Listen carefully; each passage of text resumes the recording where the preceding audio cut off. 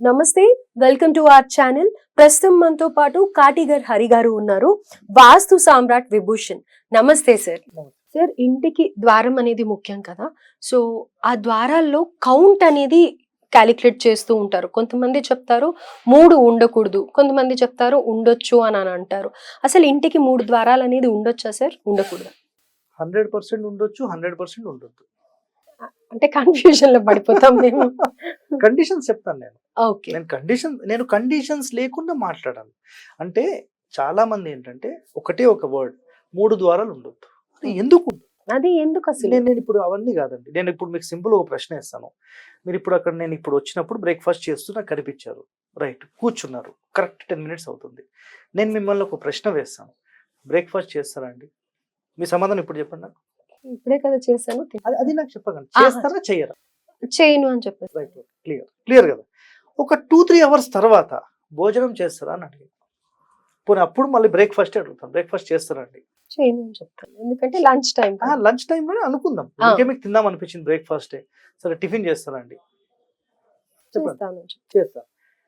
ఒక మనిషి మీరే 2 నాలుకలుగా పొద్దున్న ఒకటి మాట్లాడారు, మధ్యాహ్నం ఒకటి మాట్లాడారు, ఎట్లా అని నేను ప్రశ్నిస్తే ఆ సందర్భం వేరే, ఈ సందర్భం వేరే.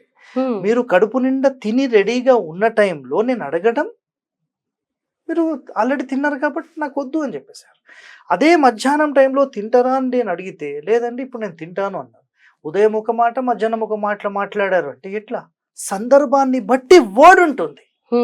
ఇక్కడ నేను చెప్పేదానికి ఒక అంతరార్థం ఏంటంటే, ఒక శరీరం మొత్తానికి నాభీస్థానం ఉంటుంది కదా, నాభీస్థానం అదే విధంగా ఒక ఇంటి మొత్తానికి మనం ఇంటూ లాగా చేసినప్పుడు, ఫర్ ఎగ్జాంపుల్ ఈ ఫోన్ తీసుకుందాం, ఈ మొత్తాన్ని మీరు అబ్జర్వ్ చేస్తే ఇక్కడి నుండి ఇక్కడికి, ఇక్కడి నుండి ఇక్కడికి ఈ సెంటర్ ఆఫ్ ద పాయింట్ ఉంటుంది కదా, కరెక్ట్ ఈ సెంటర్ ఆఫ్ ద పాయింట్ నాభి పాయింట్ అంటారు, నాభి స్థానం అంటారు.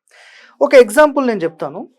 ఒక పిల్లవాడిని మామూలుగా మనం ప్రేమగా ఎత్తుకుంటాము, మామూలు తిరుగుతుంటాము, మామూలు మోకాళ్ళ మీద కూర్చోబెడతాం. ఎప్పుడైనా పడుకున్నప్పుడు మన పొట్ట మీద కూర్చోబెట్టుకుంటే ఎట్లా ఉంటుంది? హెవీగా అనిపిస్తుంది. చెస్ట్ మీద కూర్చోబెట్టుకోవచ్చు, కానీ ఈ స్టమక్ మీద కూర్చోబెట్టలేము. అలాగే ఒక ఇంటి నిర్మాణానికి సంబంధించిన నాభి స్థానం మీద ఎట్టి పరిస్థితుల్లో బరువులు పెట్టొద్దు. ఓకే. సో ఇప్పుడు ఇంకా డెప్త్లోకి వెళ్తే, ఒక మనిషికి ఎన్ని నర్వ్ సిస్టమ్స్ అంటే నాడులు అంటాం కదా, ఎన్ని నాడులు ఉంటాయి జనరల్గా ఒక శరీరానికి? ఐడియా ఉందా మీకు? నాకు తెలుసు. 72,000 నాడులు ఈ శరీరానికి పనిచేస్తాయి. 72,000 నాడులు. ఒక శరీరం అంటే ఒక బిడ్డ జన్మించినప్పుడు ఆ శరీరానికి తల్లి గర్భం నుంచి నాభి స్థానం నుంచే టోటల్ ఫుడ్ కానీ ఎనర్జీస్ కానీ ఆ బిడ్డకు చేరుతాయి. అలాంటి నాభి స్థానాన్ని కట్ చేసిన తర్వాత ఇది ఇక్కడికి క్లోజ్ అయిపోతుంది. సో శరీరంలో ఉండే ప్రతి నర్వ్ సిస్టమ్ కనెక్టెడ్ టు నాభి స్థానం, ఈ సెంటర్ ఆఫ్ ద పాయింట్ కి మాత్రమే కనెక్ట్ అయి ఉంటుంది. ఇప్పుడు నేను ఒక మాట చెప్తాను, నేను ఒక ఆయుర్వేదిక్ డాక్టర్ని. ఒక ప్రాబ్లం వచ్చింది, ఏదో ఒక హెల్త్ ప్రాబ్లం వచ్చింది, కేవలం స్వచ్ఛమైన పంచగవ్య ఆయుర్వేదం సంబంధించిన నెయ్యి చుక్కలు ఈ బొడ్డులో వేస్తే ఆ నర్వ్స్ అన్ని ఫ్రీ అయిపోతాయి.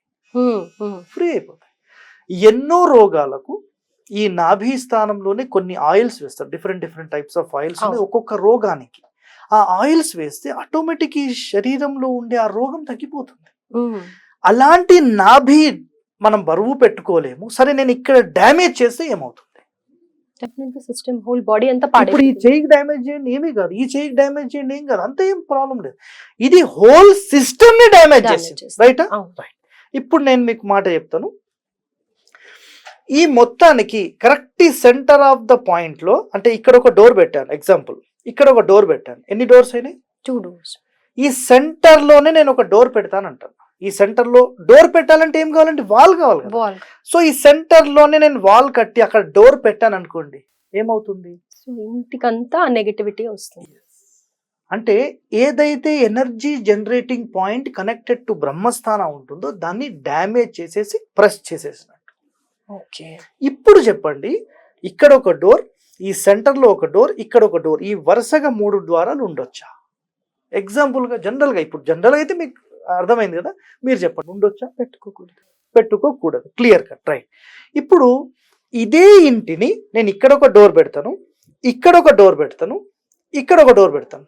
సెంటర్ని నేను ముట్టుకోలేదు. ఇప్పుడు పెట్టొచ్చా? 3 పెట్టొచ్చు. ఇప్పుడు 1, 2, 3 అయినాయి. ఇంకోటి కూడా పెట్టుకోండి, 4, ప్రాబ్లం లేదు. 3 ద్వారాలు ఎప్పుడు పెట్టకూడదు అంటే కేవలం ఇంటి మొత్తాన్ని 2 ముక్కలుగా డివైడ్ చేస్తూ పెట్టినప్పుడే దోషం. ఓకే. ఈ కండిషన్ అనేది చాలా మంది తెలుసుకోకుండా డైరెక్ట్ ఒక స్టేట్మెంట్ 3 ద్వారాలు ఉండొద్దని మాట్లాడుతున్నారు. ఎట్లా? పిక్చర్ మీకు అర్థమైందండి? అర్థమైంది. క్లియరా? మీరు కూడా వాస్తు చెప్పడం స్టార్ట్ చేస్తారు కదా, చేయొచ్చు ఈజీగా. సో నేను చెప్పే కండిషన్స్ అనేవి చాలా ఇంపార్టెంట్ అండి. ఎందుకంటే నేను అధ్యయనం చేసింది మొత్తం ఎందుకు అనే కండిషన్ నేను అధ్యయనం చేస్తున్నాను. వాళ్ళు ఏంటంటే స్టేట్మెంట్ ఇస్తున్నారు, ఎందుకు చెప్పండి సార్ అంటే, అరే ఎందుక, నీకు ఎందుకయ్యా, నువ్వు గచ్చుకు చెప్పింది చేసుకోపో. ఇట్లయితే ఎట్లా? మనిషి తెలుసుకోకపోతే ఇంకెప్పుడు తెలుసుకుంటాడు?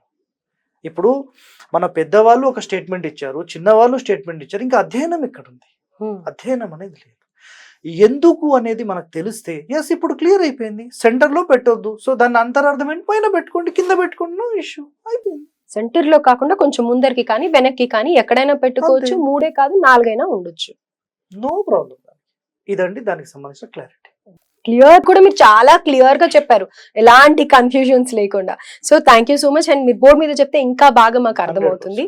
Thank you sir. Thank you.